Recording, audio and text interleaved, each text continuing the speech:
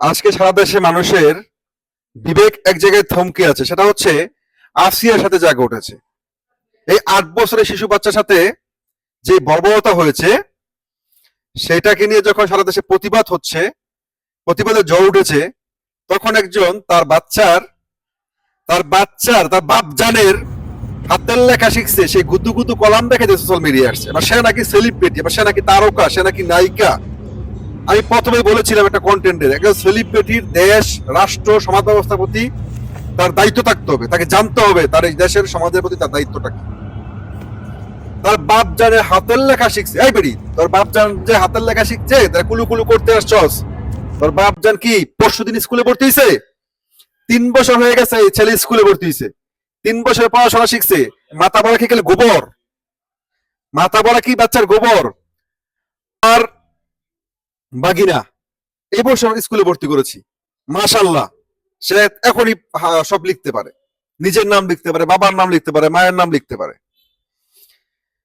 বাংলাদেশের আসিয়ার সাথে যে বর্বরতা ঘটেছে, বাংলাদেশে নারীদের, শিশুদের যেভাবে নিরাপত্তাহীনতায় রয়েছে, যেভাবে নারী নির্যাতন হচ্ছে, শিশু নির্যাতন হচ্ছে, যখন সমগ্র বাংলাদেশ প্রতিবাদে জ্বর উঠেছে, তখন সে তার বাচ্চাকে নিয়ে এসে তার বক্তদেরকে তার বাচ্চার হাতের লেখার সারপ্রাইজ দিচ্ছে। মানে চিন্তা করেন তার বিবেক কতটুকু ছোট লোক হতে পারে, তার মেন্টালিটি।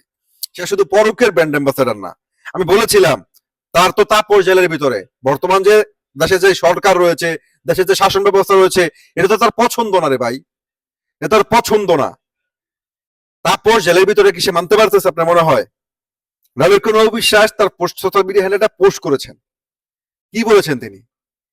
তিনি বলেছেন যেখানে এক মায়ের চোখের জলে সমগ্র বাংলাদেশের মানুষ কাঁদছে, সেখানে আরেক মা তার বাচ্চাকে নিয়ে আলাদা আতখানা হয়ে যাচ্ছে।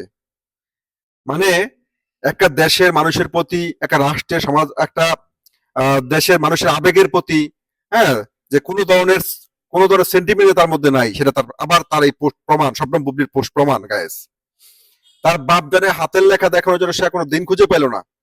আসিয়ার এই বিভস্ত একটা অবস্থা দেশের, সে তখন তার বাপজানে হাতের লেখা দেখাইতে নিয়ে আসছে। তার বাপজান 3 বছর ধরে স্কুলে পড়া মাত্র লেখা শিখছে। আবার সে আব্রাহাম খান জয়কে প্রতিবন্ধী বলে। তো মাশাল্লাহ, আব্রাহাম খান জয় কি সেটা ইতিমধ্যে আপনারা দেখতে পাচ্ছেন। আর তার বাপজান কি, গতকালকে তার এই ভিডিও পোস্টের মধ্যে বুঝতে পারলাম যে বাচ্চার 3 বছর লাগে যে হাতের লেখা শিখতে, ঠিক আছে, তার মাথার ভিতরে ব্রেইন আছে না গোবর আছে, এটা আপনারা জাজমেন্ট করবেন। আর সে নাকি নায়িকা, তার রাষ্ট্রের প্রতি, তার সমাজ ব্যবস্থার প্রতি তার দায়িত্ব।